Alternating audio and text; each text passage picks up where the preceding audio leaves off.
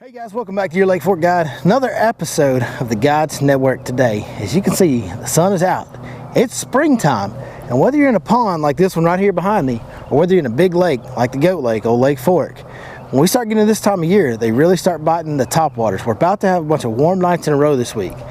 They've already started to bite them a little bit, but they're fixing to really start biting topwaters. So today I'm going to talk to you about my favorite early season topwater bait in the springtime. We're going to talk about poppers.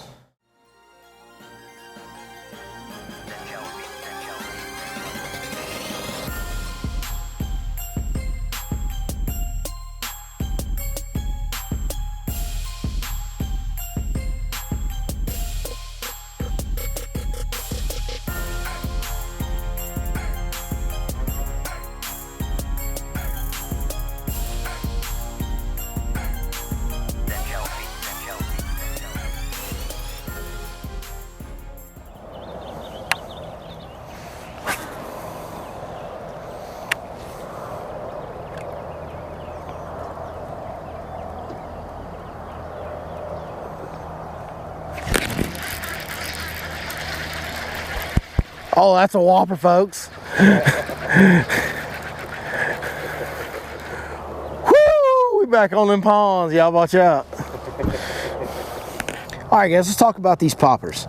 You know, early in the year, the water's still a little cooler. When the water's getting to the upper 60s, lower 70s, those bass aren't really just going crazy chasing until kind of the shad spawn starts. And then we can go to some other things, some walk-in spook type baits, or even the whopper ploppers, things like that start to work a little better. But early in the year, especially when a lot of the bass, the majority of the bass are still spawning, there's nothing better than a topwater popper. The one that I choose to use is 6 cents Splashback 70 right there. You see I got it in a brim or bluegill type pattern. I love to do that when I know the bass are on beds. Now I do throw the shad patterns and the bone whites and all that stuff a lot as well. That's more on the bright sunny days when the sun's creating a glare on the water and I want the fish to be able to see the bait better, or once the shad spawn gets really going, I'll focus in on the shad pattern type baits. Now for my setup, always I'm going to throw a popper on monofilament line. You need a line that floats, because if you use fluorocarbon line and it sinks, it's going to negatively affect the action of that topwater bait. So you have to use either mono or braid. Some people use braid, that's fine. With these little treble hooks on these poppers, I prefer to use monofilament. I actually want that stretch in there to help as a shock absorber on these little bitty hooks.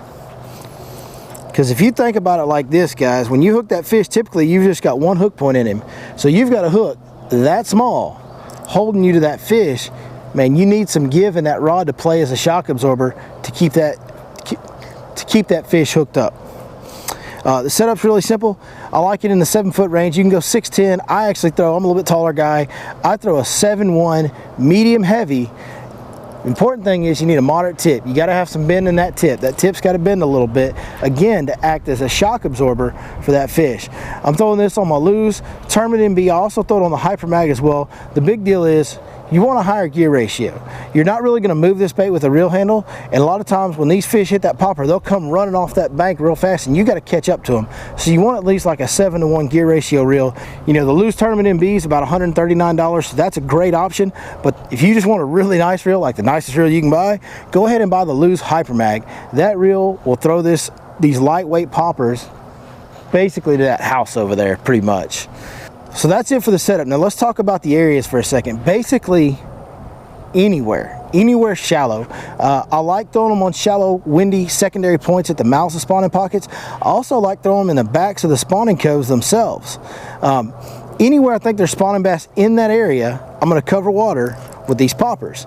You know, the big deal about these poppers is when you get to where fish are spawning, they are very stationary. They don't move a whole lot. So you need a bait that's going to kind of stay in the same place and create a subtle action that'll create movement and activity without moving the bait forward a whole lot, and a popper is very good for that. Speaking of that, let's throw this thing out there and show you how we're retrieving it to get these fish to bite. All right, so when we get in the back of these pockets, we're going to cast this thing out there. You want to get it as close to the shallow cover as you can. And what you want to do, if you watch my rod tip right here, can you see my rod tip down here? Okay. We're going to snap the slack. See how as soon as the slack gets tight, I point the rod back at the bait? So I'm not pulling the bait. That's the last thing you want to do, is pull the bait. You just want to pop the slack. And I'll give it 2 or 3 little pops in a row. Pop, pop, pop, pop, maybe a single, pop, pop, pop, pop. Like just little subtle pops when I'm snapping that slack.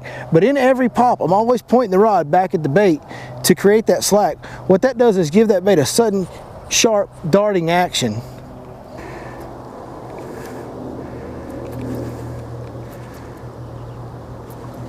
Now, when a fish blows up on the topwater bait, on any topwater, I think it's a good idea to hesitate or pause for a second. The other thing too is, the way I've got this set up on the medium heavy rod with a moderate tip and the 12-pound monofilament line, you can go ahead and set the hook on them. Like, you don't have to just reel into them. Now, if you're using braid with these poppers, guys, you need to just kind of, when they bite, you just need to kind of turn and reel. If you go to jerking them with that braid, you're going to miss a lot of fish. With this one, you can kind of go ahead and, you know, set the hook pretty good on them. And then once you get them hooked up, just kind of play them out. Remember, you've got a little bit lighter line, you got a little bit lighter rod, and you got a tiny little hook in there. That's the big deal. Always make sure that you're watching your bait when you're fishing these poppers. A lot of these fish will come up and just barely suck on it. They won't really explode on it. It's a very subtle action. These fish are stationary like we talked about, and they will just kind of come up and just barely suck it down. So you need to have your eyes on your bait at all times, because you won't always hear or feel the bite. You know, guys, topwater is one of the most fun things you can possibly do. There's not much better than watching a fish blow up on your bait and then reeling them in. And this is absolutely one of the very best ways you can do it in the early time of year when the water's still a little cold, fish are still a little lethargic, they're on beds, they're stationary.